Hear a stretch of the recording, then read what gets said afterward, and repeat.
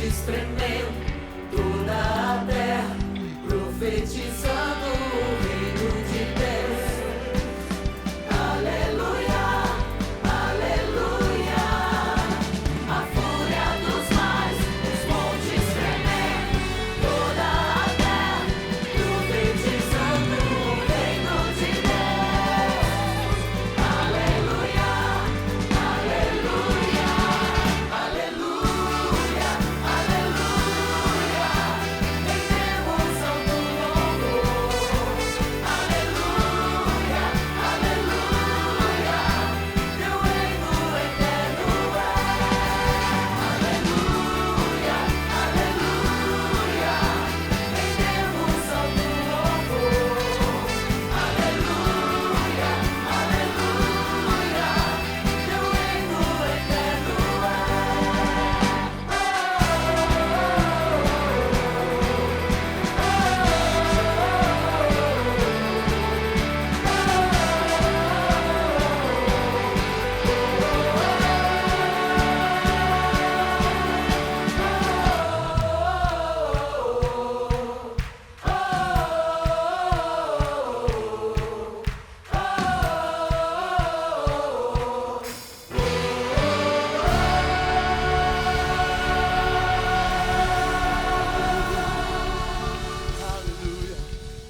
Jeremias capítulo 29 diz assim: são estas as palavras da carta que Jeremias o profeta enviou de Jerusalém ao resto dos anciãos do cativeiro, como também aos sacerdotes, aos profetas e a todo o povo que Nabucodonosor havia deportado de Jerusalém para a Babilônia.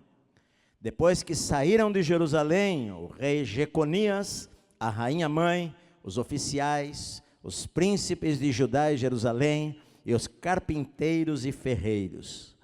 A carta foi mandada por intermédio de Elasa, filho de Safã, e de Gemarias, filho de Ilquias, os quais Zedequias, rei de Judá, tinha enviado à Babilônia, a Nabucodonosor, rei da Babilônia.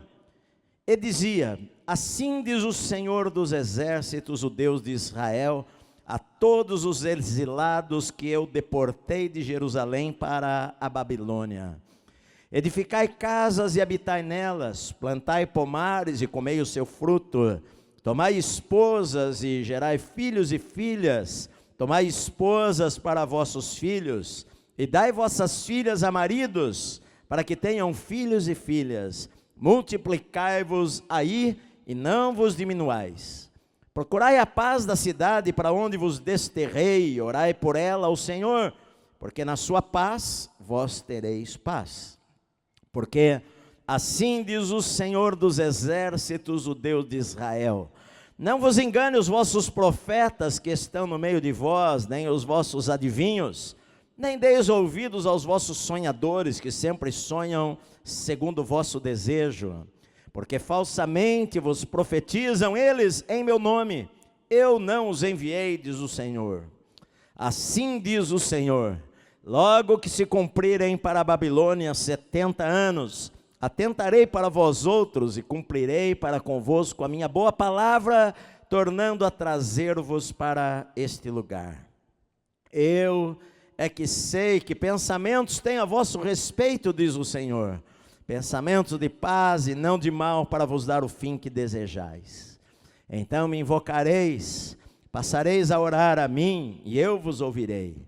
Buscar-me-eis e me achareis, quando me buscardes de todo o vosso coração.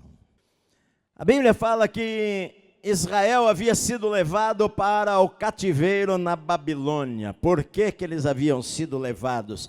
Eles haviam sido levados por desobedecerem a Deus. Eles desobedeceram ao Senhor e Deus teve paciência com eles e enviou cada manhã um profeta para falar com Judá, o reino do sul, e falando para eles se voltarem para o Senhor, para eles se arrependerem, mas eles não se arrependeram, continuaram nos seus caminhos errados, e por causa disto, Deus permitiu que Nabucodonosor, o rei da Babilônia, cercasse a cidade de Jerusalém, invadisse a cidade de Judá, e então entrasse na cidade de Jerusalém e pegasse o rei de Israel e levasse o rei de Israel, o rei de Jerusalém, Jeconias, a sua mãe, os seus príncipes, os oficiais, os carpinteiros, ferreiros e uma boa parte do povo foram levados para a Babilônia em cativeiro. O rei Nabucodonosor colocou outro rei lá, Ezequias, no lugar de Jeconias, para ficar em Jerusalém como uma marionete que deveria obedecer às ordens de Nabucodonosor. Mais para frente, este rei não obedece à ordem de Nabucodonosor, e Nabucodonosor vai lá e o tira também, e depois volta e destrói a cidade de Jerusalém, destrói o templo, destrói os muros da cidade, deixa a cidade em ruínas. Mas aqui os príncipes, Daniel e a família real, e Daniel e seus amigos e tantos outros foram levados em cativeiro para a Babilônia. Jeremias pregou tanto que o Senhor iria julgá-los. Jeremias levantava de madrugada, mas não quiseram ouvir o profeta, antes o maltrataram, jogaram ele numa cova, num poço, numa lama, não ouviram as palavras de Deus, e por causa que não ouviram as palavras do Senhor, veio esta tragédia sobre a vida de Israel e sobre o reino de Judá. Eles agora estavam em uma terra estranha. Uma guerra é algo terrível, você sabe, tem acompanhado a guerra civil que está lá na Síria desde 2011, enfim, e uma cena que eu vi esta semana que rodou o mundo inteiro e que comoveu a todos, principalmente quando se trata de crianças. Foi uma cena de uma criança deitada no chão e ao seu lado aquele monte de terra de um lado do outro, onde o seu pai e a sua mãe foram enterrados, e a criança deitada no meio para dormir, como se aquilo pudesse aproximar o seu pai e a sua mãe, que já não estavam mais lá. A guerra é terrível.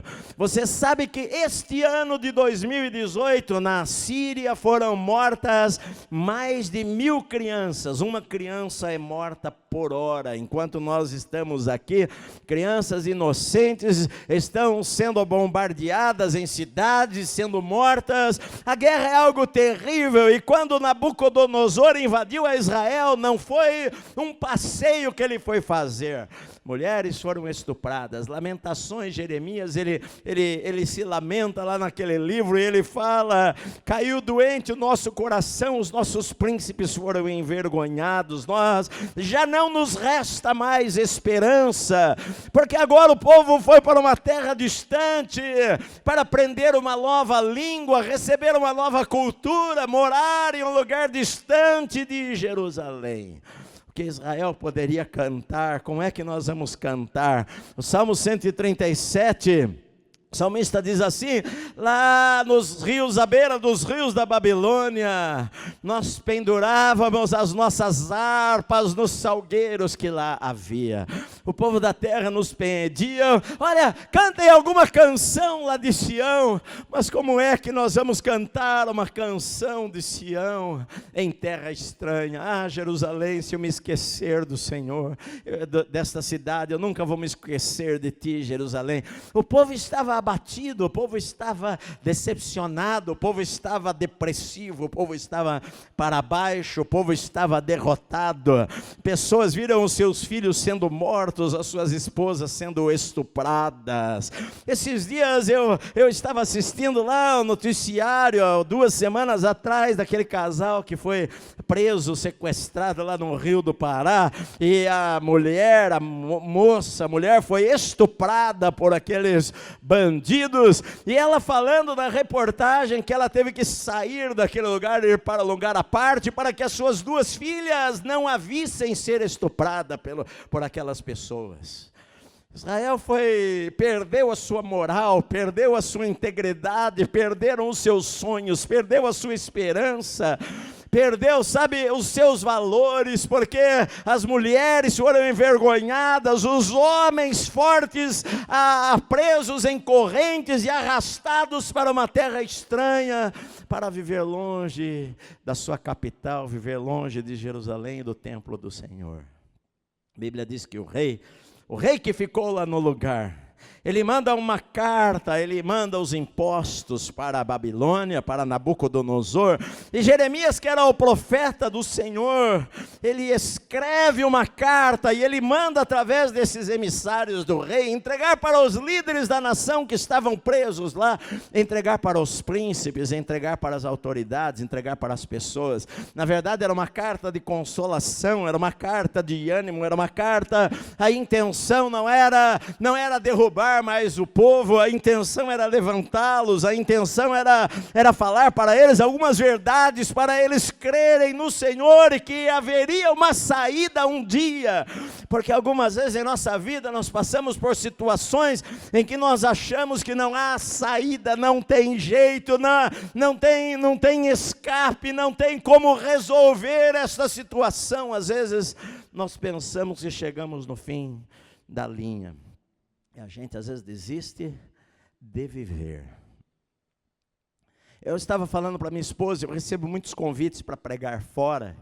Eu raramente tenho aceitado convites para pregar em igreja. Eu todo dia recebo convites para pregar em alguma igreja. As pessoas me mandam pelo meu WhatsApp, me mandam pelo Facebook, me convidam para pregar. Eu quase não tenho ido para pregar em igrejas. Eu falei para minha esposa, eu tenho ido pregar para pastores. Eu tenho sentido o desejo, o amor, a inclinação, o momento para falar para pastores. Eu fui este fim de semana, ontem eu preguei de manhã para o conselho de pastores lá de Votuporanga. Votuporanga é longe, mais de 6 horas, uma temporal na estrada, acidente na estrada, um homem caído lá no meio do canteiro, lá, ambulâncias todas lá, 6h30 para chegar lá à meia-noite, dormir, acordar de manhã e pregar, e sair de lá 1h da tarde, para chegar aqui 7 e pouco da noite, 2 dias para falar lá para uma cidade de 100 mil habitantes, e falar lá para 50 pastores. 50 pastores.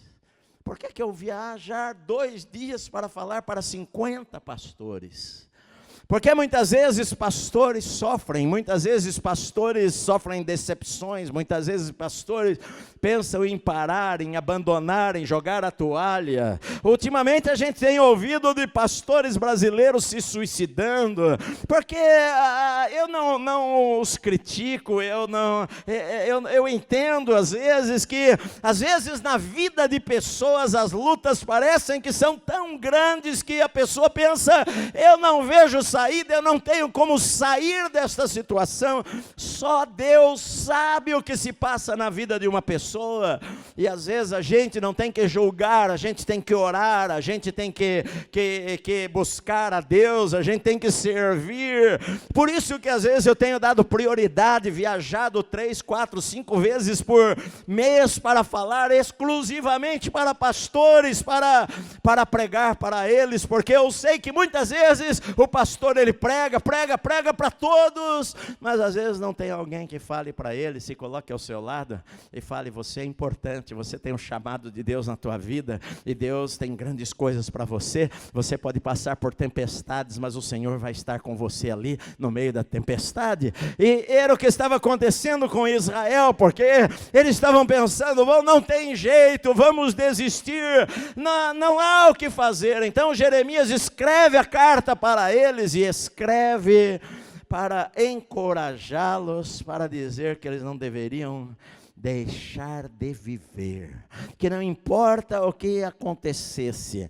Várias vezes ele fala que ele usa vários verbos, ele fala edificai casas, habitai nelas, plantai pomares, comei o seu fruto, tomai esposa, gerai filhos e filhas, tomai esposa para os vossos filhos e dai filhas a maridos, para que tenham filhos e filhas, multiplicai-vos, não vos diminuais. Olha, ele usa um verbo atrás atrás do outro. Edificai, habitai, plantai, comei, tomai, gerai, tomai, dai, multiplicai, diminuais. Ele usa verbos, verbo é ação. Olha, você não pode deixar que o abatimento e a dor e as lágrimas e as perdas da tua vida impeçam você de fazer alguma coisa, impeçam você de andar, impeçam você de continuar a vida, de continuar a viver, de continuar a fazer as coisas do cotidiano, de continuar a plantar lá a plantação no teu quintal, e a colher, e casar, e entregar os seus filhos em casamento, e construir as suas casas, e morar nas suas casas. Não deixe que a dor, não deixe que o sofrimento, não deixe que as lágrimas impeçam você de ter a tua vida, e de trabalhar, e de viver, e de confiar em Deus. Porque às vezes a gente não quer fazer nada.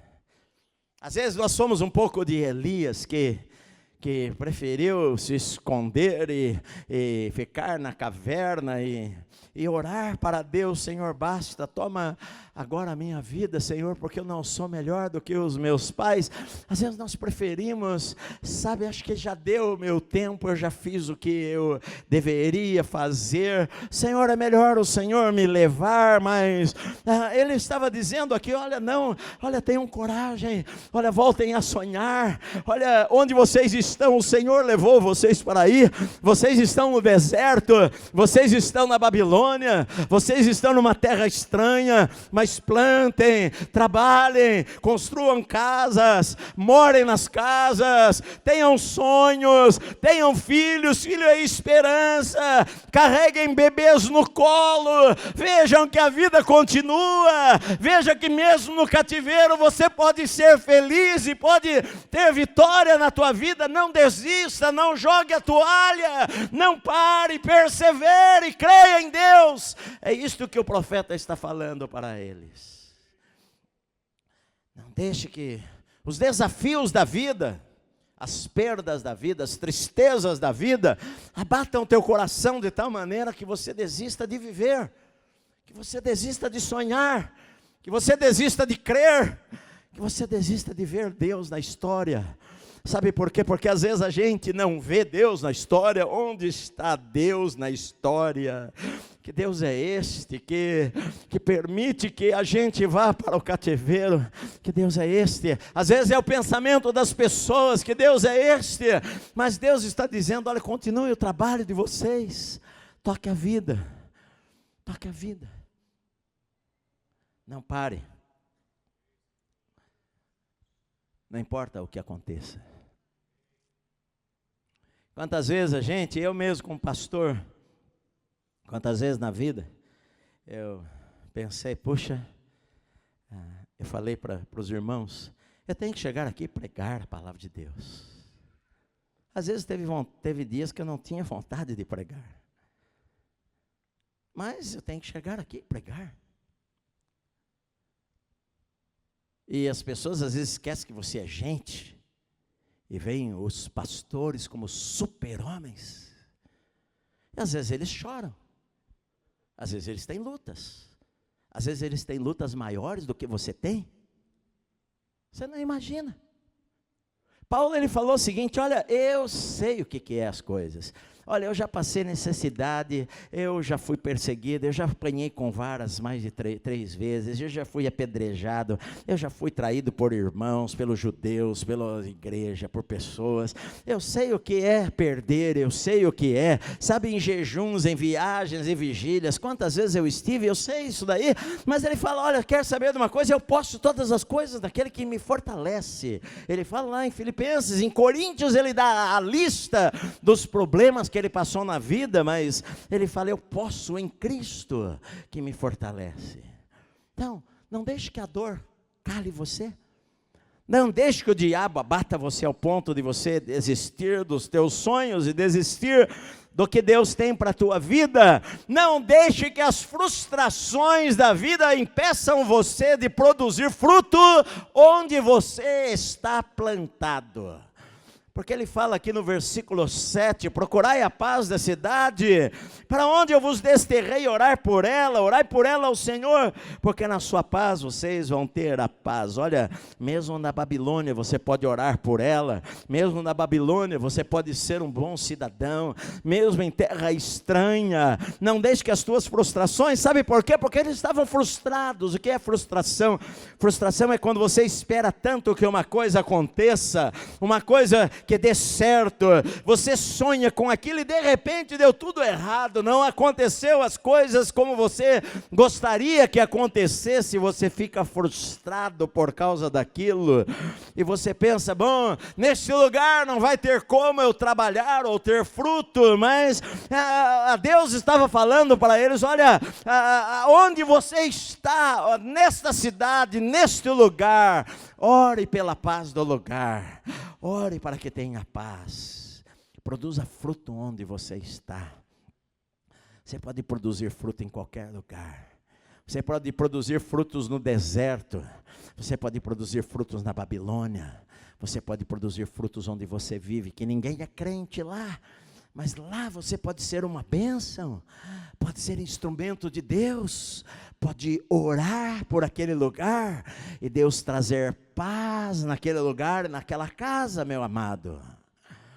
Terceira coisa que ele fala aqui no texto é que você não deve se iludir com falsas promessas ou falsas expectativas, porque às vezes pessoas vêm falar para nós de que de uma maneira que parece que tudo está resolvido no dia seguinte, às vezes não está resolvido no dia seguinte. Porque ele fala o seguinte, os versículos 8 e 9, olha, assim diz o Senhor, não vos engane os vossos profetas, que falam para vocês, no meio de vós, que falam, olha, está tudo certo, sabe, isto já vai passar. Algumas pessoas que às vezes falam, olha, basta você orar hoje, todos os teus problemas vão ser solucionados agora, como se fosse num passe de mágica, e às vezes na vida não é assim, às vezes na vida leva tempo, às vezes a gente chora e a noite toda e pela manhã vem a alegria, mas na vida de algumas pessoas esta alegria demora 1 mês, 2 meses, 1 ano, 2 anos, às vezes até mais tempo do que a gente possa imaginar.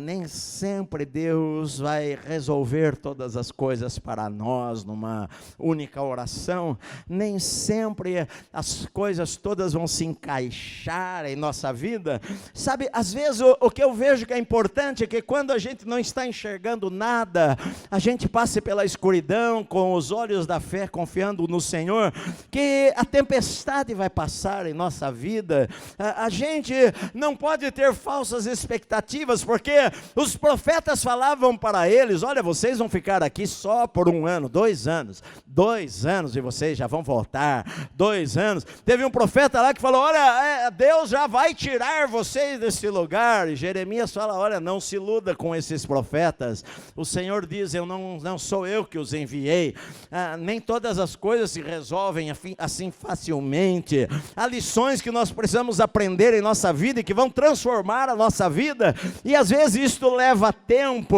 às vezes você vai chorar por 1 mês, 2 meses, 6 meses, 1 ano, mas o importante é você confiar em Deus, sabe, você não enxerga uma luz no fim do túnel, mas o importante na tempestade é você colocar lá os teus olhos no Senhor e ficar firme, mesmo que você não enxergue uma saída, mesmo que não haja uma esperança visível dentro dos teus olhos, porque a dor na vida não é para sempre, nunca é. Deus falou para eles aqui no versículo 10, olha, logo que se cumprirem na Babilônia os 70 anos, vocês vão ficar 70 anos da Babilônia, então é melhor vocês construírem as suas casas, então é melhor vocês habitarem nelas, então é melhor vocês plantarem, vocês colherem, é melhor, sabe, vocês vão ficar 70 anos da Babilônia, mas a dor, as lágrimas têm um prazo determinado por Deus em nossa vida, as dores vão passar um dia, a gente quando está passando por uma dificuldade, às vezes tão grave, eu já vi pessoas que perderam os seus filhos, e não é o natural é os filhos enterrarem os pais, não é normal o pai enterrar o filho, deve ser uma marca, uma dor que fica lá para sempre, mas sabe, Deus com o tempo vai trazendo a alegria de volta para o teu coração. Às vezes com o tempo Deus vai secando as lágrimas, com o tempo Deus vai dando novos sonhos, como Ele fez lá com Noemi, que perdeu o seu marido e os seus 2 filhos, que ficaram enterrados lá na terra de Moabe, mas ela voltou e depois carregou no colo aquela criança, queria dar esperança. Obed, o avô do rei Davi, ela carregou no seu colo, porque aquilo era um sinal de esperança, de que a dor e as lágrimas não são para sempre. A gente tem que crer, meu amado, que Deus tem uma promessa de um amanhã abençoado para a nossa vida, não importa o que nós estivermos passando hoje. Sempre eu acredito que a última palavra do Senhor para nós é palavra de bênção. Sempre eu acredito que a última notícia não é de tristeza ou derrota, mas de vitória. Sempre eu acredito que Deus sempre vai fazer um caminho no meio do deserto, onde nós não enxergamos uma porta aberta, mas nas mãos do Senhor está o poder e a autoridade para abrir portas ou fechar as portas. Talvez hoje as portas estejam fechadas e você está chorando, mas talvez a semana que vem, ou o mês que vem, ou amanhã, ou ainda hoje à noite, Deus vai abrir as portas de maneira maravilhosa. O que é importante é você, quando não está enxergando, continuar confiando em Deus, porque Ele fala o seguinte: são 70 anos, mas eu atentarei para vós outros e cumprirei para convosco a minha boa palavra, tornando-a trazer vocês para este lugar. Eu é que sei que pensamentos que eu tenho a vosso respeito, diz o Senhor, pensamentos de paz e não de mal, para vos dar o fim que vocês desejam. Olha, os pensamentos de Deus sobre você são os melhores possíveis, melhores do que você possa imaginar. Sabe por quê? Porque quando a gente está na tempestade da vida, a gente pensa: Deus se esqueceu de mim, Deus me abandonou, Deus não me abençoou, Deus não cuidou da minha vida, Deus se esqueceu de mim, os planos de Deus para a minha vida morreram. Mas Deus está falando: olha só, eu sei os pensamentos que eu tenho sobre você. Às vezes não são iguais os teus pensamentos, sabe? Os pensamentos que eu tenho para você são pensamentos de paz e não são pensamentos de mal. Os pensamentos que eu tenho sobre você para dar a você esperança e um futuro. Os pensamentos que Deus tem de você são os melhores pensamentos. Você imagine só que você que é pai, que é mãe, você sempre dá o melhor para os seus filhos. Se você tiver um prato de comida, com certeza você vai dar o prato para o teu filho, e às vezes o filho olha para você e fala: come pai, come irmão. Não, filha, eu estou bem, eu estou satisfeito, come você, porque você quer o melhor. Quanto mais o Senhor nosso Deus, que deu o seu único filho por minha causa e por tua causa. Deus ama você, meu amado, Deus ama você. O desejo de Deus sempre é abençoar a sua vida. Você pode pensar: quais são os pensamentos que Deus tem a meu respeito? E a Bíblia diz: os pensamentos que eu tenho a teu respeito, só eu sei os pensamentos que eu tenho a teu respeito. Pensamentos de bem, não de mal. Pensamentos de paz. Pensamentos de esperança. Jesus, Ele veio para salvar. Ele veio para dar vida, vida com abundância. Ele veio para curar o cativo, Ele veio para destruir as obras de Satanás. As obras de Satanás é roubar, matar, destruir, roubar a alegria, roubar a tua paz, roubar a tua vida. Jesus, Ele veio para dar vida, vida com abundância. Jesus veio para curar, veio para restaurar, veio para abençoar. Jesus veio para amar. Quando Ele abriu os braços lá na cruz, Ele estava querendo abraçar você e falando para você que Ele daria vida por você e faria tudo de novo. Se só você estivesse neste mundo, Ele faria, Ele pagaria qualquer preço por você, porque esses são os pensamentos que Deus tem sobre nós, pensamentos para nos abençoar. Há muitos anos atrás eu li a história de um homem chamado Richard Dort. Eu li aquele livro em inglês e depois de muitos anos foi lançado, a CPAD lançou em português, aquele livro chamado Orgulho Fatal. Eu não sei se tem nas livrarias hoje, mas ele conta ali as histórias dele, ele conta o que aconteceu. Ele foi pastor da Assembleia de Deus nos Estados Unidos, foi supervisor da Assembleia de Deus, foi apresentador de um programa de televisão no canal mais importante lá do país, evangélico. Milhões de evangélicos assistiam os programas e de repente eles viram o mundo deles desabar, porque às vezes as pessoas erram, o ser humano erra, eu erro, você erra, as pessoas erram, e eles erraram muito. E na época havia um homem de Deus, o David Wilkerson, que várias vezes mandou uma carta para eles falando assim: diz o Senhor, arrependam-se do que vocês estão fazendo, ou vocês vão ser lançados pelo chão, a tragédia vai vir sobre a vida de vocês. Várias vezes David Wilkerson mandou mensagens para eles, os repreendendo, às vezes falando para eles: eu estava dormindo, eu tive uma visão de noite, arrependam-se, parem de fazer isso que vocês estão fazendo, parem de pregar isso que vocês estão pregando, parem de agir desta maneira. E eles não ouviram o profeta de Deus, e por causa disto eles cometeram coisas ilícitas. E na América, lá não tem conversa, foram presos, condenados. Ele foi condenado a mais de 20 anos de prisão numa penitenciária da Flórida, e quando ele estava lá na penitenciária, os seus irmãos que tanto estavam ao seu lado quando ele estava lá no topo, o deixaram.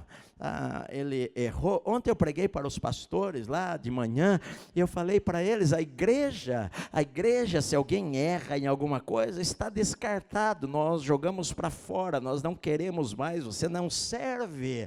E às vezes a pessoa, ela não encontra na própria igreja o amor, o abraço para se recuperar da situação terrível que a pessoa está. Eu estava falando com os pastores ontem cedo, porque ele viu os seus amigos de antes desaparecerem, ninguém o visitava lá na prisão. Ele estava na penitenciária, com uniforme laranja e preso.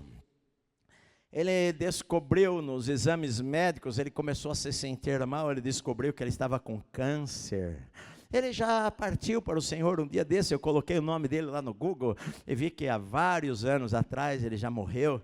E ele descobriu que ele estava com câncer, e ele fala neste livro: eu estava lá, eu sentia tanto frio num calor de 40 graus que eu vivia enrolado em um cobertor, e eu estava lá na fila da comida para pegar a marmita ali na fila, e o guarda passou entregando as correspondências, e de repente entregou para mim uma carta que nunca ninguém se lembrava de mim, e eu estava me sentindo a pessoa mais sozinha do mundo.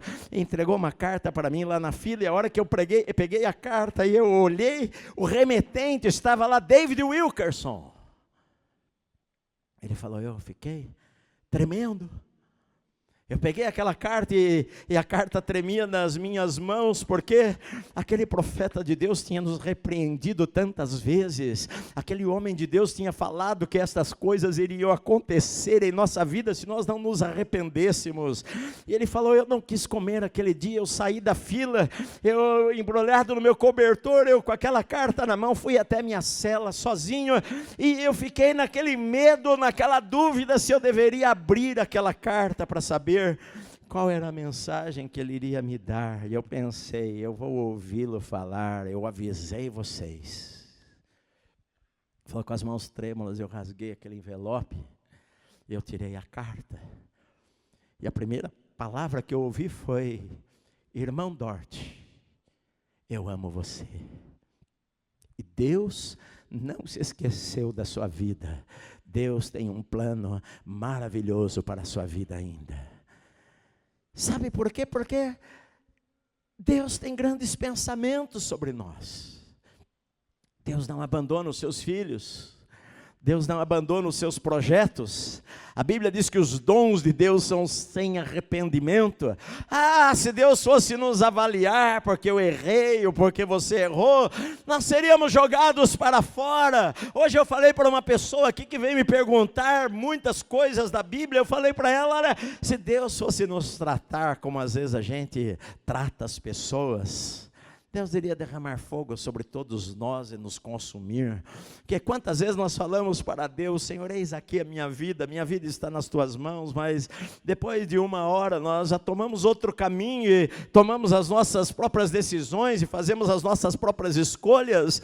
Sabe, quantas vezes nós decepcionamos a Deus e quantas vezes nós nos decepcionamos com aquilo que nós fazemos, mas olha, Deus, Ele não deixa de pensar e planejar algo maravilhoso para a sua vida, meu amado. Deus fala, eu sei o que eu penso sobre você. Tenho pensamentos de paz, tenho pensamentos de cura, Deus tem pensamentos de restauração. A Bíblia diz que Deus prova o seu amor para conosco, sendo Cristo, sendo morto por nós, quando todos nós éramos ainda pecadores. A Bíblia diz, todos nós nos desviamos pelo caminho errado. A glória de Deus, todos nós abandonamos a Deus. A Bíblia diz, não há um bom, nenhum sequer, diante da justiça e santidade de Deus. Não há ninguém que passaria ileso lá.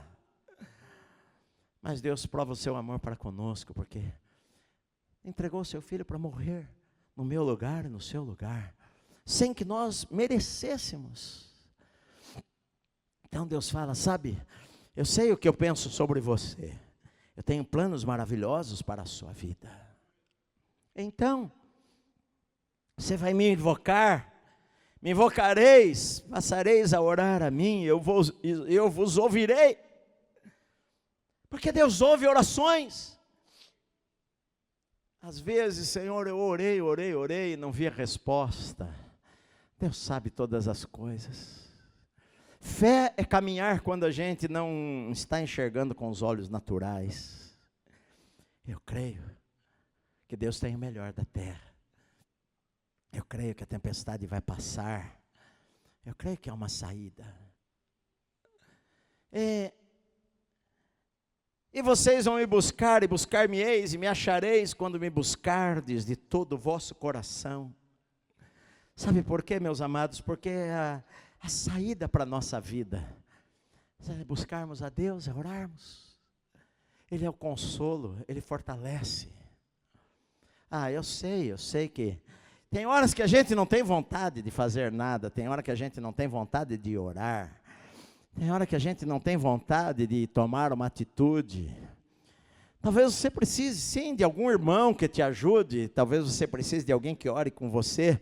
Talvez você precise de alguém que te chame uma vez por semana para encorajar você, para orar pelo telefone por você, para falar para você, meu irmão, eu amo você, eu vou fazer uma oração por você pelo telefone, de 1 minuto, você é importante. Às vezes a gente precisa de pessoas que nos motive, que nos inspire, que nos acorde, que nos desperte, que nos abençoe, sabe? Tenho pregado, a minha esposa sempre pergunta para mim, eu termino de pregar, entro no carro e quando eu saio, de tantos lugares, esses dias eu fui pregar aqui em Pirapora do Bom Jesus, quando eu cheguei lá, meia hora antes do culto, tinha 2 irmãs lá dentro do salão. Eu cheguei lá, eu tenho tantas coisas para fazer na vida, de repente chegou um rapaz, um pastor, e eu pensei, bom, eu vou pregar hoje para 3. E aí aos poucos foram chegando, a reunião era às 7h30, mas nós começamos a reunião 8h30, foi chegando um pastor, foi chegando outro, se reuniram ali, 20 pastores, e eu preguei como se eu estivesse pregando para 10.000 pessoas, porque para mim 20 pessoas são importantes. A minha esposa sempre pergunta para mim, depois que eu saio, fala, querido, como é que foi? Foi tudo bem? Eu falo, olha, foi uma bênção, Deus derramou o Espírito de maneira maravilhosa. Eu sei que Deus falou com eles, porque fala comigo. Porque às vezes precisam ouvir. Às vezes não tem vontade de orar, às vezes precisa ouvir alguém que fala: olha, Deus não desistiu de você, Deus tem planos para a tua vida, Deus não jogou você de lado, levanta-te e anda, tenha coragem, construa de novo, construa a casa, more nela, plante, colha, viva, sorria, saia da caverna. Porque a gente, quando está na caverna, como Elias, a gente fica com dó, e a gente acha que nós somos os únicos no universo que já passamos por aquilo. Não, olha, tem 7.000 que não se dobrou. Deus falou para Elias: Elias, o que você está fazendo aí? Ah, Senhor, só sobrou eu, Senhor, só sobrou eu, não tem mais ninguém. E Deus falou para ele: não, eu guardei 7.000 que não dobraram os seus joelhos, sabe, eu tenho planos para a sua vida. Vai lá e unge a Azael, rei da Síria, vai lá, unge Jeú, rei de Israel, vai lá, unge Eliseu, profeta, em teu lugar. Olha, eu ainda não terminei com você, você orou: Senhor, basta, toma agora a minha vida. Mas Deus falou para ele: não, você ainda vai treinar Eliseu, você vai ficar alguns anos com ele, você vai treinar um sucessor que vai fazer o dobro de milagres que eu usei você para fazer. Eu vou usá-lo 2 vezes mais do que eu usei a você. Você ainda vai treinar pessoas, você ainda vai abençoar milhares de pessoas. Às vezes nós precisamos ouvir isto, meu amado. Às vezes nós precisamos ouvir isso do nosso irmão. Às vezes nós precisamos ouvir a boca de Deus falando através de alguém para a nossa vida, que Deus não desiste de ninguém, meu amado. Deus não desistiu do ladrão que estava lá na cruz. Deus não desistiu de Davi, quando Davi adulterou e errou o caminho. Deus não desistiu dele. Deus não o jogou num canto e falou: acabaram-se os sonhos para você. Não, Deus não desistiu. O diabo é o acusador dos irmãos. O diabo quer jogar você no chão. Deus não. Deus quer curar. Deus quer levantar. Deus quer abençoar. Deus quer restaurar.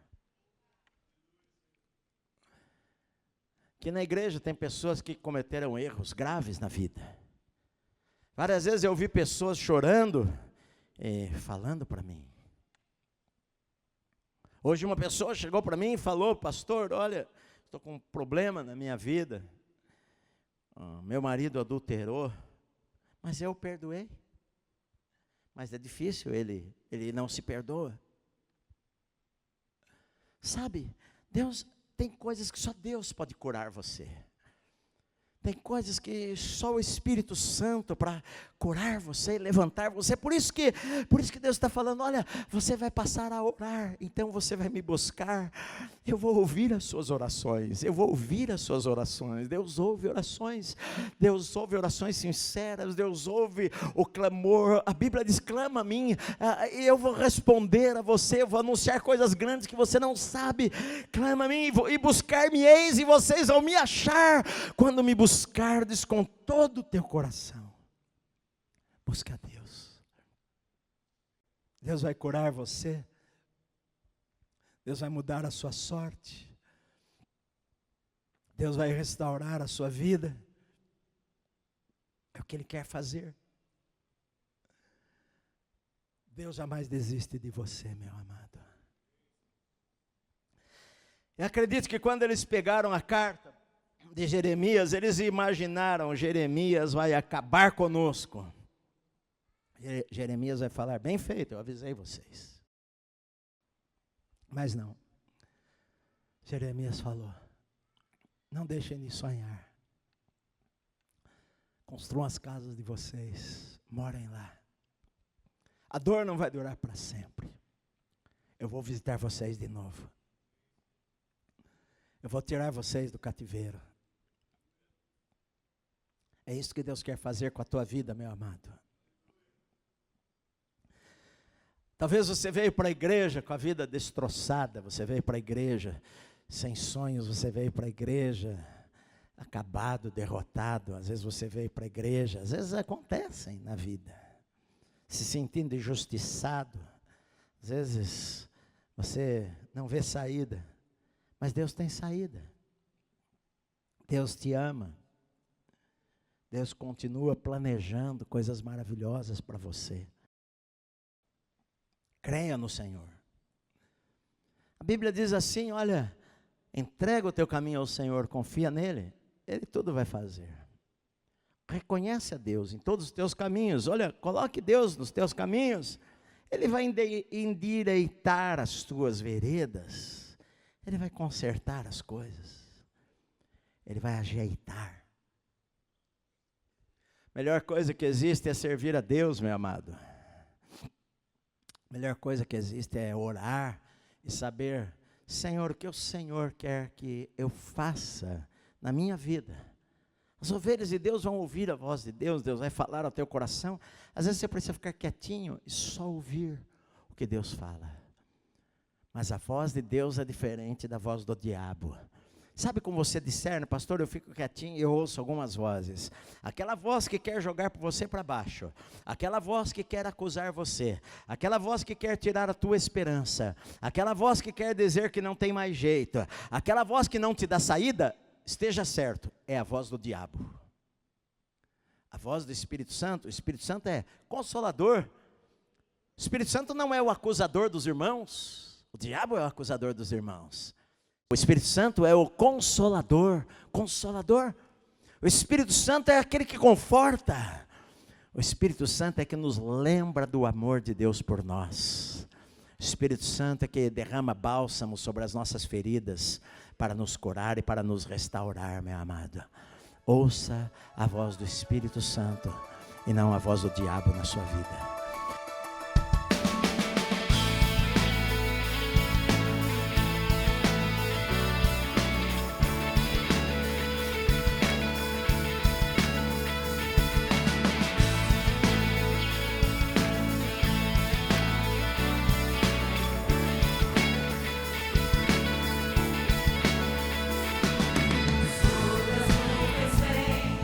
A ele os reis se curvarão.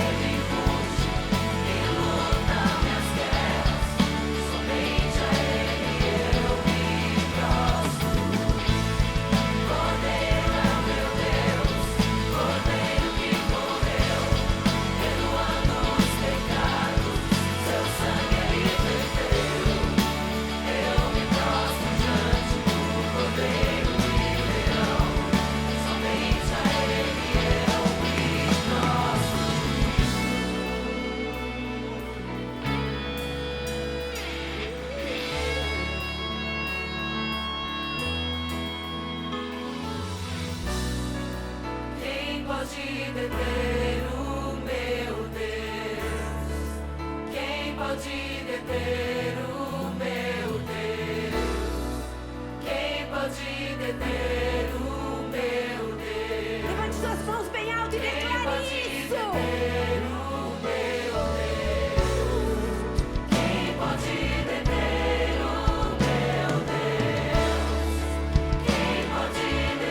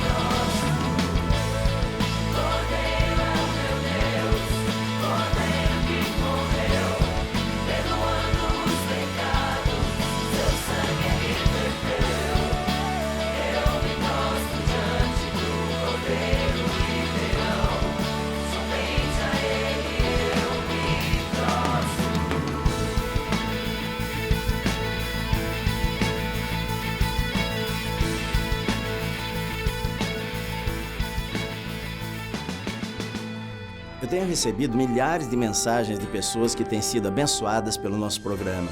Se você acredita em nosso ministério, agora você tem a oportunidade de fazer parte desse projeto sendo parceiro Proclamar.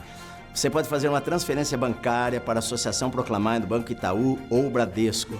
Pode fazer também um depósito no caixa ou pode baixar o nosso aplicativo no celular e contribuir através do cartão de crédito. No aplicativo você também tem uma prestação de contas de quanto entrou, de quanto saiu e como o dinheiro foi usado. Lá você vê quanto nós gastamos mensalmente com o programa de TV e com a obra missionária no Sertão do Nordeste.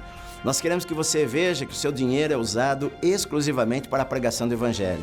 É só baixar o aplicativo e acompanhar, porque é gratuito. Para não expor ou constranger ninguém, aparecerá apenas o seu primeiro nome, sem o seu sobrenome e a data da contribuição. Seja um parceiro Proclamar e ajude a pregar a palavra de Deus. Eu sei que Deus vai prosperar a sua vida. Deus te abençoe.